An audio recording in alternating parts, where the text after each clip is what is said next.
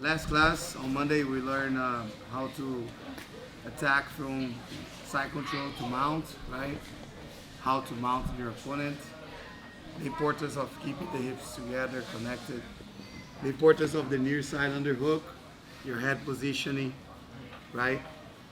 Underhooking this arm here is important as well, but in my opinion, it's more important to underhook this one than this. Sometimes you focus too much on this arm. So let's say you're putting underhook your arm. You focus too much on trying to underhook this arm, afraid of your opponent to go to your back. But honestly, if I underhook this arm here, there's no way he can go to my back if I have this underhook. Okay? If I have to go to my back, even if I keep my hands like this, he can't. Okay? Because my arm is strapping right under his arm. It's impossible for him to turn. Okay? So the near side underhook from half guard or side control is very, very important. Okay? And like I mentioned, the only thing you have to be afraid or be concerned about having double unders here is Ezekiel. So your opponent can thread you with Ezekiel. If that happens, you cover the elbow, close his elbow, now he has no power to finish you. That's the only concern you have to have. Okay? Other than that, once you underhook, if your opponent frame, remember when I talk about the frame? If your opponent frames, you have to put a chest on his face. Easy access to mount, okay? So we're gonna start on mount here today, and I'm just gonna show you what to do when you mount, okay? Pick up here, push, okay? Mount position is one of the strongest positions in Jiu-Jitsu, right? That's why it's 4 points in IBJJF, okay? In the most of tournaments, it's the most you can get, right? 3 points in ACC. If my opponent give me the back, it's extra 4 points. Those are the major positions that I want to be in the fight, okay? But a lot of times people, they don't want to mount because they feel like they lose the mount really quick, really fast. This is because you don't know what to do. You mount and you just think, oh, I have to base. So that way my opponent doesn't escape. But honestly, if his arms are free, he's going to push you and he's going to start work with frames. Your opponent will work with his elbows on one side and try to open your legs apart from his body. So you see he created space. Now you see that Andy put his forearm between my leg right here, actually right in front of my inner thigh, and he expand by escaping the hips, my legs. So now I can't put both knees on the floor. I'm either gonna be with the weight on this side or this side. Okay, you see how much space he created right here? So now it's so easy for him to start put one knee inside, which is the frame, right, the shin.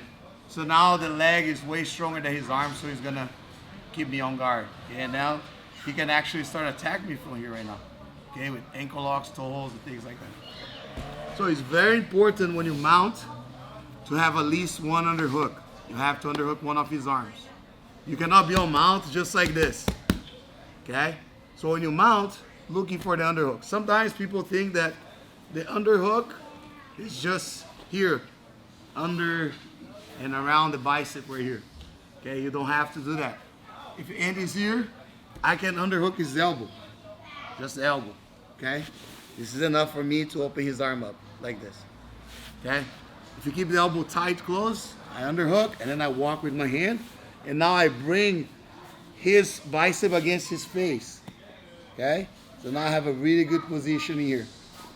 Definitely, if I have one underhook and I have the head as well, that'll help me to keep myself on mount, okay?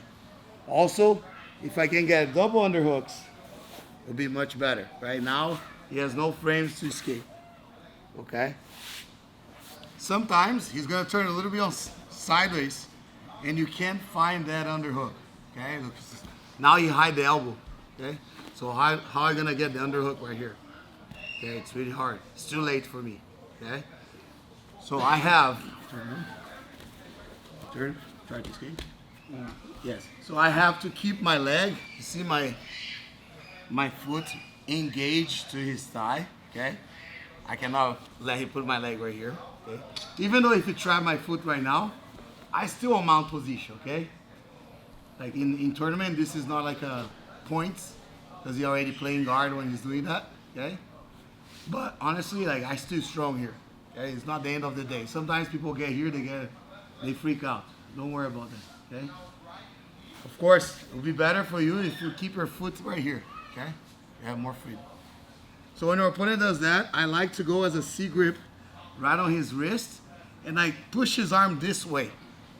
And you have to force his rotator cuff, right? Rotator cuff, right? The shoulder, okay?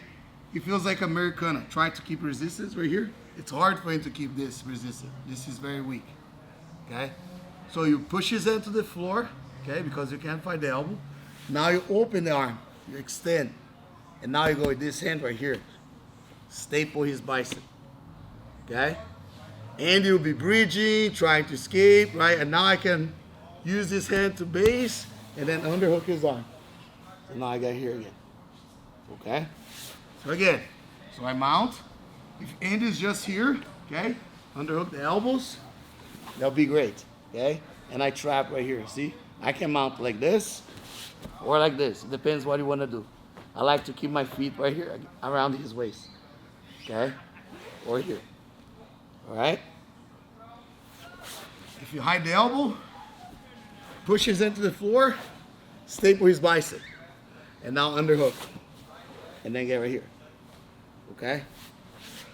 In both situations, I can start attacking katagatame on my opponent, okay? I start bringing his bicep against his face, and I pass my head to the outside. Very basic, okay? Head to the outside. Now I'm squeezing his bicep against his face. I connect to my hands, okay? Now I push my shoulder against his neck, okay? So my left shoulder against his neck, and then I put my hips on the floor right here, kind of like aiming my hips to the floor, and take my leg out. So now I start finishing with a nice katagatame, okay? Very simple, super effective. Let's say you're squeezing here, and you're like, oh, professor, he's not tapping, right? You can go back to mount, right? And finish the service in a different way, okay? Again, his ears squared up, underhook the elbows. At least one elbow, okay? If you want to do a katagatame, just go in one elbow, walk with your hand as a spider, and now I have to connect, look, his arm against his face, okay? Try to bring your elbow down, Andy. You see? I have to extend my arm here.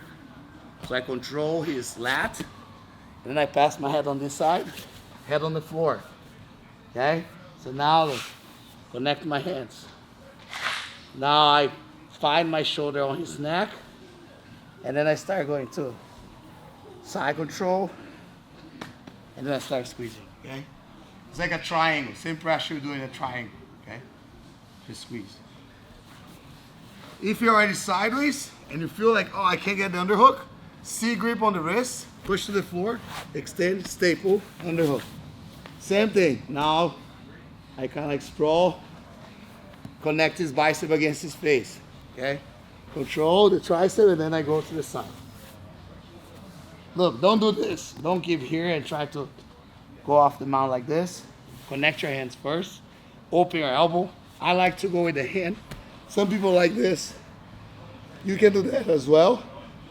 But here, if Andy breathes really fast this way, maybe I'll lose, okay?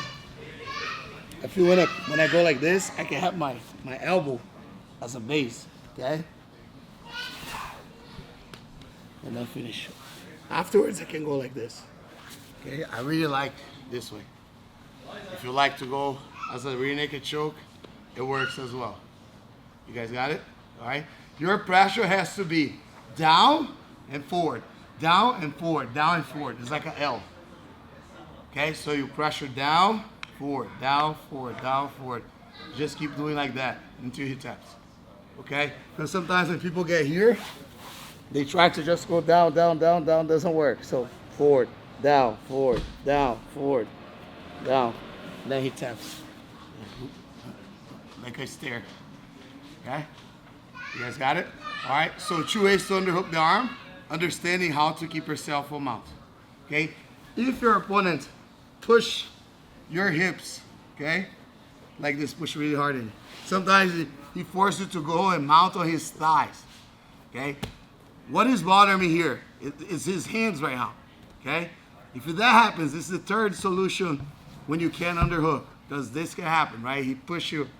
He even works with his knuckles against your pants like this, and he pushes it really hard. Go. So I tried him with Ezekiel on here, okay? And then he's gonna try to defend Ezekiel, or maybe he's gonna tap, then I underhook his arm. He's always gonna be concerned about the neck. He's gonna do this, and then you underhook the arm. Okay, sometimes Ezekiel is not as effective, but it's a threat, right? And then he's gonna be, oh, and then you underhook the arm. So let's say you're here, and then he start like pushing you down. Go for Ezekiel. He's gonna try to defend, then you underhook. Now he's starting the same thing again. Okay?